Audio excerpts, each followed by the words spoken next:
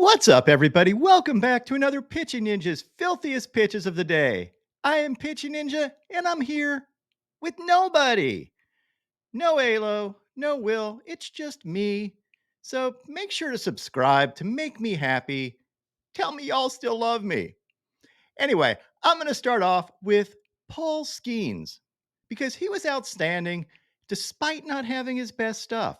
He went 6 innings with 9 Ks, very nice, but didn't have anything close to his best stuff, I felt. Like his splinker, I think he only had one swing and miss on his splinker. Most of the swings and misses yesterday were on his heaters. And still, he only gave up 1 run on 6 hits against the Braves. Now, the Braves still won the game 2-1. But this outing extended Paul Skenes' streak of not leaving a game on the losing end. Skenes dominated with his fastballs and breaking balls. In fact, 9 of his 13 swings and misses were on his fastball, and again, only 1 was on his splinker. They asked Paul Skenes about this outing, and he said he might have been trying too hard at first, and then he just focused on executing pitches, which is good enough to tear through most lineups. Schulte alluded to an adjustment that you made in game. What was that? I don't know. I honestly don't know. Probably just stopped trying as hard and just executed pitches. Kind of settled in throughout the game, but yeah, especially early, I was just trying too hard. Here's a look at Paul Skenes' warm-up mechanics before the game, and he kind of told me what these warm-up mechanics were trying to do. He really focuses on his chest speed to get its velocity. Yeah, and really just feeling my chest and my shoulder, and there's a noticeable increase in my chest speed. I think when I actually get that sequencing right, which initially I didn't feel it because it was just me going out there and throwing the ball as hard as I can, and knowing that my body was going to organize right. And then, Wes is watching me throw and I'm doing this cue and, he's telling me, your chest speed is your chest is noticeably faster when you do that. And so I figured out what that move was and what the cue was that I needed to. The big question I have for Ninja Nation is Paul Skenes an all-star? I think so. Skenes has a 2.06 ERA this year. He has 70 strikeouts in 52 and a third innings, which is about 12 strikeouts per 9. And there's only one other starter in the major leagues that has a higher K per 9, and that's Garrett Crochet, who's pretty darn good himself. As for Skenes' ERA, there's only one qualified starter with a lower ERA than Skenes, and that's Ranger Suarez. Now, Suarez has thrown more innings, I get it, but do you really think that Paul Skenes' ERA would be much higher had he thrown more innings? He looks pretty dominant to me. So do you think Paul Skenes has done enough to land an all-star appearance? Let me know in the comments. The Pirates did end up losing this game to the Braves 2-1, and partly that was because Max Fried was solid too. Max Fried had 4 Ks in 6 innings, giving up 1 run. He had this cutting fastball as well as this curveball. Now for the rest of the whip around the league. Jonathan Cannon had 3 Ks in 5 2/3 innings, giving up 3 runs.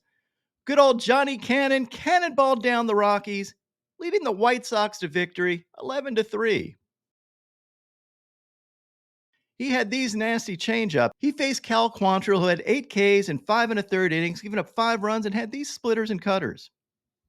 The Reds beat the Redbirds 9-4.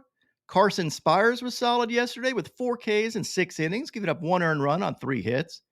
He had this cutter, painted fastball, and sweeper. He faced Sonny Gray, who wasn't really Sonny great. He was more like Sonny meh. He had 6 Ks in 4 1/3 innings, giving up 6 runs, but only 3 were earned. He had these sweepers and curveballs.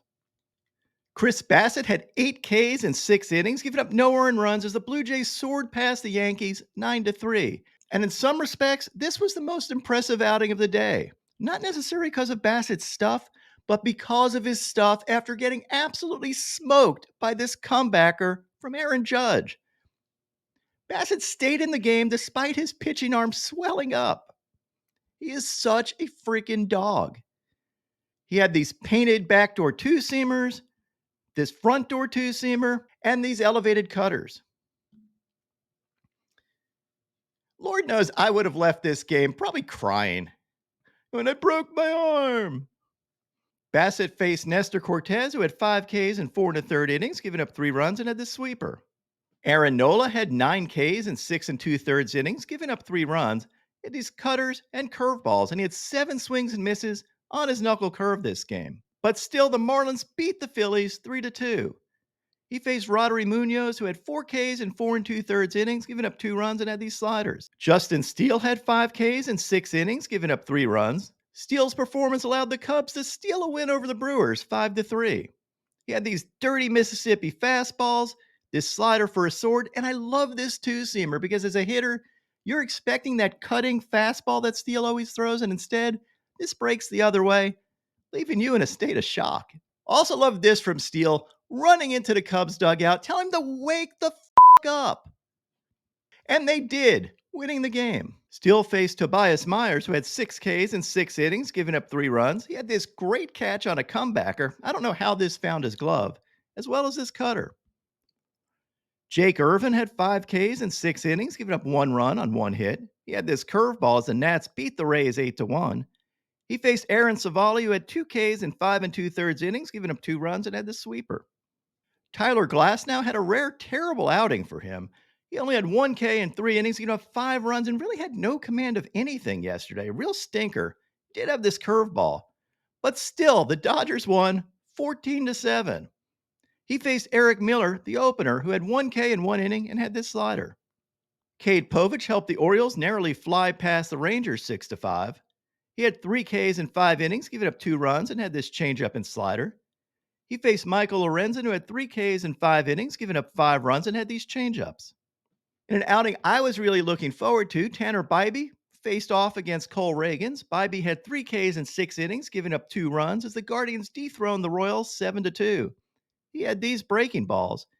And he faced Cole Reagans, who wasn't bad, but wasn't great.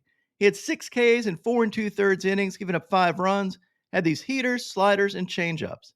Not your typical Cole Reagans outing. Framber Valdez had 5 Ks in 4 2/3 innings, giving up 6 runs. He wasn't great, but it was enough for the Astros to fly by the Mets, 9-6. He had his painted sinker and this curveball. He faced Tyler McGill, who had 6 Ks in 5 1/3 innings, giving up 4 runs, and had these breaking balls. Michael King had 6 Ks in 6 innings, giving up 1 run as the Padres pounded the Red Sox 11-1.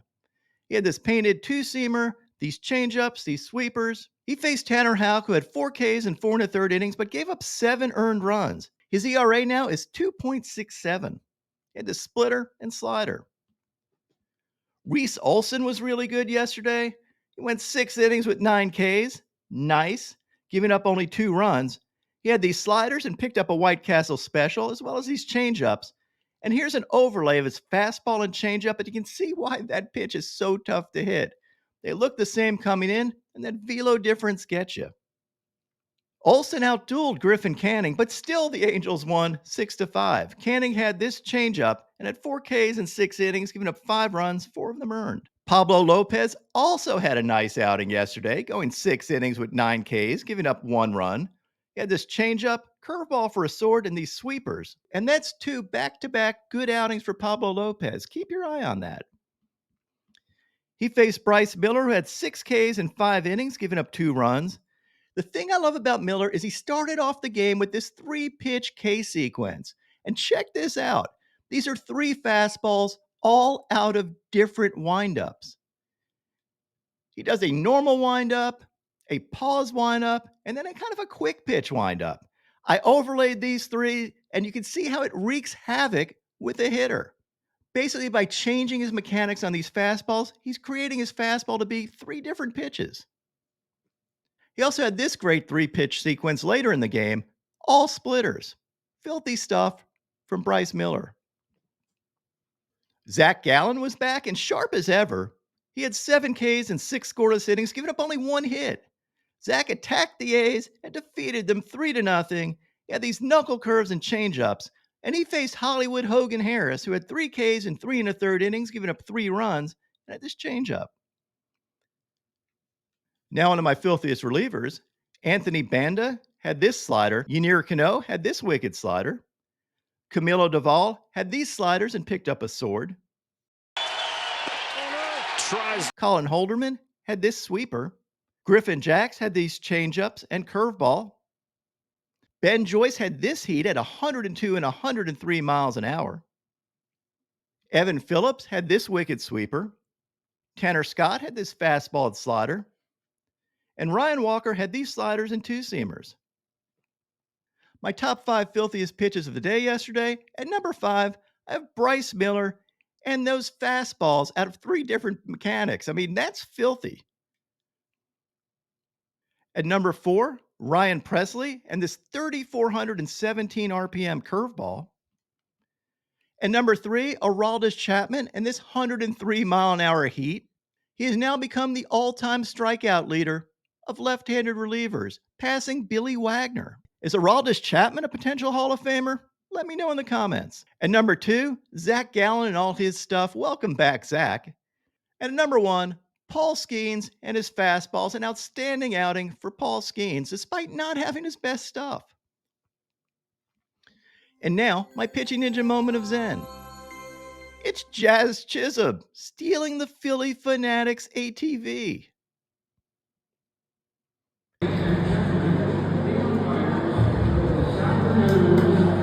My picks of the day today are a 4-leg same game parlay plus. I'm going to start out with a same game parlay of Hunter Green for 6 Ks or more and Lance Lynn for 5 Ks or more, and then add in Matt Waldron for 5 Ks or more, and top it off with Taj Bradley for 5 Ks or more. And I'm going to add in my 50% profit boost for any same game parlay or same game parlay plus of 3 legs or more. And also keep your eyes open because FanDuel will be giving a booster bonus all summer long, every day. So make sure you don't miss out. What would your picks of the day be?